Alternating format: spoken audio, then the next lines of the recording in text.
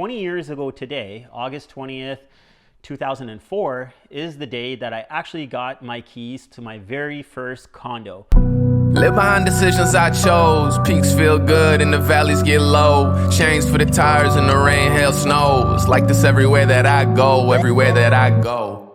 Hey everybody, it's Hussein Kabani, your favorite broker, and this is not a real estate update. In fact, it's actually August 20th, 2024. And this date is actually important to me, more than my birthday was last month. Jokingly with people, I always say, oh, I bought a crappy condo when I was 21 years old, but I'll be very honest with you guys. At the time when I got the keys to this, I thought that was the best thing ever. I was so blindsided. I was like, wow, I actually got a condo and whatever else like that. And to me, it was a really, really big deal because like Ima was asking me is like, hey, was it like a calculated thing or was it an emotional thing? And I would say that it was kind of both. But at this time, I want to say it was more of an emotional thing, even though that I calculated and the math was going to work on the whole thing in the long term. But the emotional part of it is because we lived in nonprofit housing, and prior to that, we lived in Chippewa near Niagara Falls, and we lived in an apartment building. So I would always go with my parents to look at real estate with real estate agents and stuff like that, and nothing ever would have got bought ever. So like for me to basically understand what real estate was and be able to get the keys to this thing was a very emotional thing, and the decision was very emotional. So one part of it is that emotional because it's like I didn't know what I was going to end up doing and how the next 5 years was going to go, let alone 20.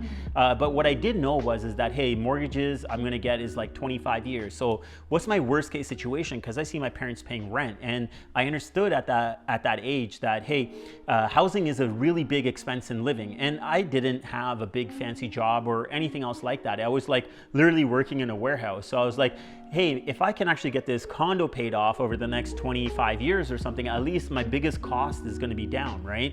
I wouldn't have to worry so much about my shelter costs. So it was really an emotional decision, but also, like I said, it was based on math of moving forward. Obviously, I'm here recording this and everything has spiraled into a completely different direction. From that moment forward, it was always about trying to figure out what the next move was going to be because, like there is a saying that says is that if you kind of start taking your steps and you get to the end of that road, well, you're going to be able to see further when you get there. So when I actually got into this place, I was really, really excited about it. Obviously, I was out of my parents' basement and I had a huge push on me to basically say, hey, I have to make this work because I'm not going back to the nonprofit housing in the basement where my parents live because I don't want to look like a complete failure and I don't want to end up over there again.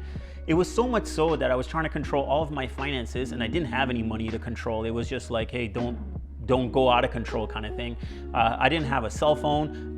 If you guys are old enough to know that there was a free pager service that you bought the pager one time for like $100 and you would get free numeric paging, not even voice notes or anything. So you would get a phone number that you'd actually call back. So for the first few months that I lived in this condo, there was a call box that was around the corner at a plaza. I would actually literally look at my pager and then go call that number if I actually had a quarter on me to even call them.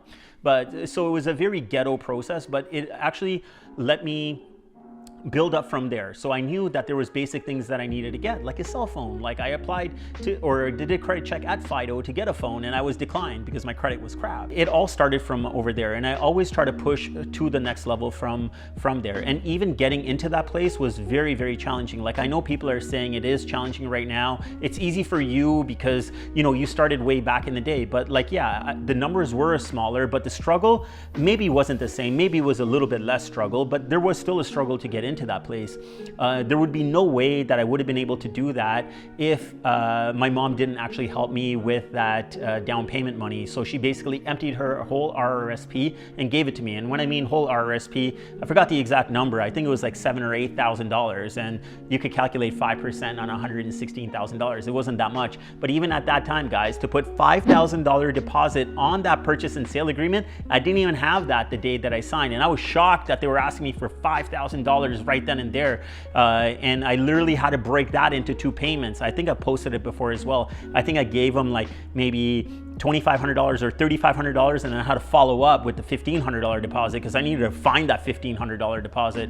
So it was not the best of situations. I worked for $9 an hour and I made $1,200 after taxes, and all of my housing expenses were like $1,150. So there was a lot of things that I had to kind of figure out to make sure I don't end up in the same kind of situation.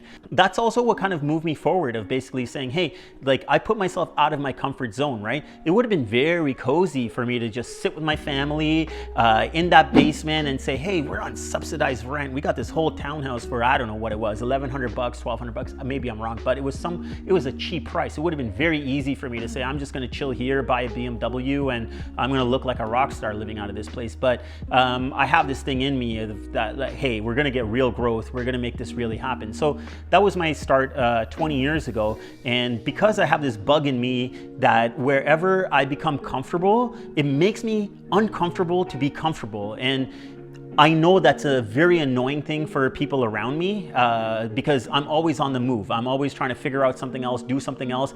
And it turns out that I talk a lot about, oh, I'm going to do this, or I want to do this, I want to do this. And I know people around me get irritated because they're like, what the hell is wrong with this guy? How much is he actually going to do? But I have these ideas and I want to move things forward. And yeah, I come up with like 100 ideas, and maybe one of those ideas will ever work, or two of those ideas. But the idea is that we're going to keep moving forward. Fast forward to getting that place 20 years ago, you know, like I said, when you get to a certain spot, you're going to be able to see further. So when I was in that spot at Kennedy and 401, the building's 100 Dundalk Drive, when I got into that spot, I was like, okay, cool. So now I have independence. I got to worry about my own groceries. I got to prep my own meals. I got to try to keep my own place clean. And then you start to like think about other things that are going on around you and what better places there are and how your life would actually look if you had a better condo. So it always pushed me to say, hey, I got to manage my money a little bit better. And I've mentioned this in other videos as well, is like I actually took the money that I got as I was working in a warehouse, and slowly I got moved up from that spot, and I would take that money and I would actually put it into the mortgage. So I was very tight with the money, and I still do similar type of calculations even up until this day, of basically saying, hey, I'm going to have a budget and I'm going to move forward with that. That basically was the spark of what allowed me to kind of move through real estate the way that I actually did, which led me to, like I said, getting into maybe a nicer condo, and then giving me an idea of, hey, like let me buy like a detached property, which led me to the idea of, hey, like there's another detached property, maybe I should get into investments.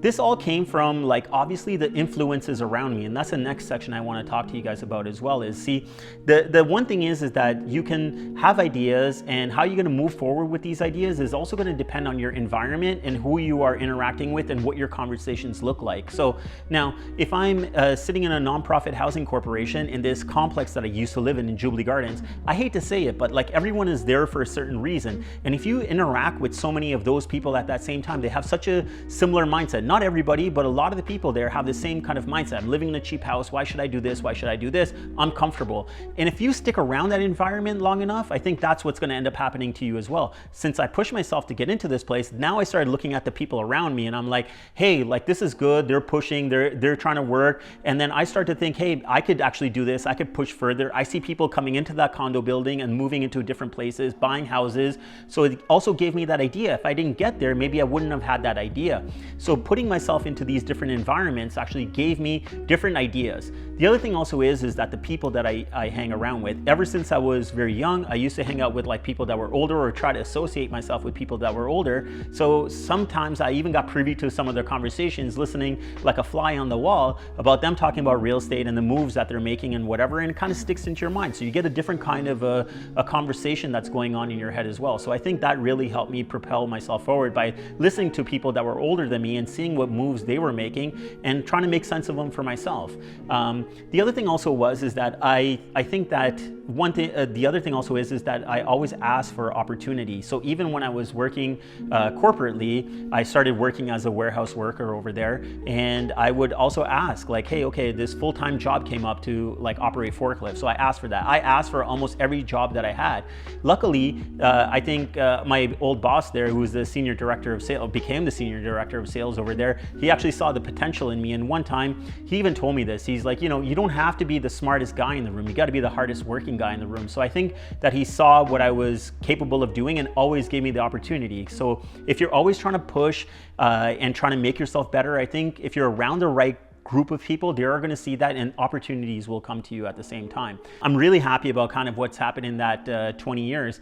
But at the same time, there's things that I think I probably could have done differently. So as I said, like I made a bunch of moves through real estate. The other regret is that, and it's a cliche saying that it's like, hey, what was the best time to buy real estate? Well, the best time to buy real estate was 10 years ago or 5 years ago or whatever, but the next best time is now. I kind of was an opportunity or in a position where I could have bought some more real estate. In fact, I had one contract in my hand that was signed by the builder that I did a builder review on. It was with Averton Homes in Pickering in the Duffin Heights area. And I think I had this contract locked in for $180,000 or $190,000. It was like a stacked townhouse. It was a little bit of a smaller unit, but I did a lawyer review and I kind of got freaked out by the lawyer review about the additional closing costs, blah, blah, blah. So I kind of handed that back. Well, I'm that guy now selling that unit for somebody else for $650,000. So there was a couple of these opportunities where, you know, I think I should have bought more real estate. And as you guys can all appreciate, it is getting harder and harder to buy real estate.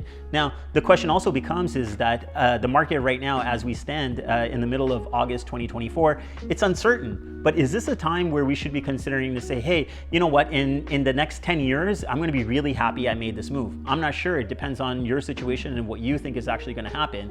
One of the things I could relate to that is that I ended up buying a condo, pre-construction condo. So I bought a piece of paper essentially at the Pickering City Center for a 2-bedroom condo unit. I mean, I have my own ideas of what I'm going to do with this. Like, is that the most solid deal that I've ever bought? Did I think that this was a slam dunk of a deal? I don't know. But will I think this was a slam dunk of a deal and I'm a genius investor when this building goes to close? Probably, I think so. Because I think in the next 4 to 5 years when they actually go to close on these things, our position is going to be a lot different in the market as well. So I think that I probably will say, hey, that was a great decision, even though right now I'm like on the fence about it. But I have a long-term plan of what I'm going to do with that. Moving this forward of what I think, you know, what I've actually learned out of all of these things as well is this.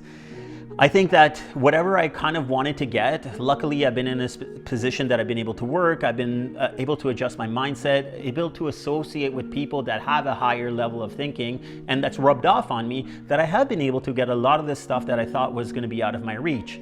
The lesson I've learned from that is that whatever you think you want, a lot of times is when you get it, it's not something that you actually wanted. Like, you know, there's a saying that goes is like, you know, it's about the journey, not the final destination kind of thing. And I think that's kind of what something like that is about where we're shooting from right now, this house. Like this house was custom built on spec that I kind of came up with. And it was like something I drew out over and over and over again. And I lost the drawings for these things. And I've moved twice before. And I found some of these drawings that I have come up with. And now that I've been in here for like over a year, I could say that, hey, like, it was a very cool thing and I'm happy that I did it. But at the end of the day, it didn't make me as happy as I thought it would make me. It didn't give me the lifestyle in my mind that I thought I would get by living into this place like this. So, and that's also the similar thing with vehicles. Like, you know, I always wanted a Dodge Viper because of somebody I knew that had one. So I always wanted this car. I got the car and I've had this car for like 11, 12, something like that years right now. I still love that car for the sentimental value, the emotional value that vehicle has for me, but I'd be hard pressed to tell you that I drive it 1,000 kilometers a year. Like it literally sits in my garage and collects dust. So all of these things that we want, I don't know if we really want them at the end of the whole thing. So, and I think that's the other thing about it is that you always, when you get something, you always pivot and kind of change, and it leads into something else. So that's kind of my story I wanted to share for you guys of what's kind of happened to me over the past like 20 years. And what I would leave it with right now is that I think that anything is possible. Like whatever you want to do, I think it is really possible. It just depends on like how committed you are to getting it, okay? And you have to be committed and want to go about it doing the right way. Anything that I've ever tried to take a shortcut to was very short-lived, and it was a very painful process for me at the same time. One of the examples I can give you is in 2017, I thought I was the king of real estate in Pickering, which I still think I am to a certain point. But I was a #1 individual agent in Pickering, and I just thought, okay, done. I'm gonna build a big real estate team. I'm gonna throw bodies out. I'm gonna get an office. I'm gonna get this. I'm gonna get this. And it all blew up in my face because I tried to take a shortcut into trying to doing something like this. So anytime I've ever taken a shortcut to something, it's never been a long lasting thing. I think, guys, anything is possible as long as you have the right cause of doing it and you take the right route to it and your mind is right. Because I think a lot of people get caught up and they have a lot of negative self-talk to themselves. So I think that's the thing that's going to really crush you. If you're very positive and have a positive outlook on things, I know it sounds cheesy, but I think that's going to push you a lot further and be able to help you get what you guys want to get. And just to kind of like leave you guys with this, I think that what I've learned over the last 20 years and what's really, really important to me is that the relationships, the genuine relationships that I've developed with people and how they've been actually able to move me forward. The other thing also is that, and it's not for everybody, but the thing is that if you want growth, it's never going to come from your comfort spot. Wherever you're feeling comfortable and you're thinking that you want growth and you won't push to get to that next limit, whether it is that you got to commit to a long-term lease, maybe you got to commit to coaching, which I find a lot of people have a hesitation with.